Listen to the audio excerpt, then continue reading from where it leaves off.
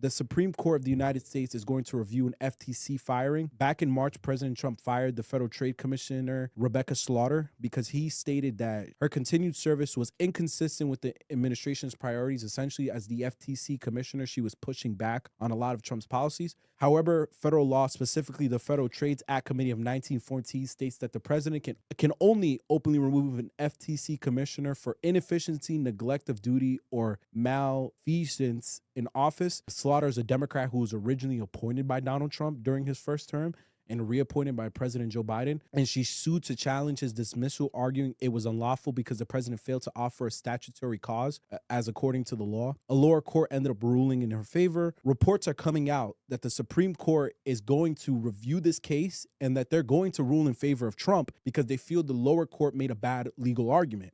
If the court reviews the ruling, the court could overturn a 1935 Supreme Court ruling called Humphreys Executor versus the United States, which upheld these restrictions on the president's power to fire FTC members. The reason why this is so important is because these are the type of regulatory committees, the FTC, the Federal Reserve, overlook general business decisions, government decisions, and they usually have a term that is longer than the president's because they're supposed to be above politics. So they're not doing things on a political level. They're doing it, are you following the letter of the law? The role of the FTC, which is the job that this woman was fired from, is to deal with acquisition between major companies. So they deal with antitrust laws and mergers. If the Supreme Court rules in Trump's favor here, this could open the door of him having more power as the president and even firing people that are in positions to regulate general society and the government. We have lost an understanding of the check and balances. And the worst part about the presidency, and I always say this when I come in here, once you give these niggas power, they don't give it back. No.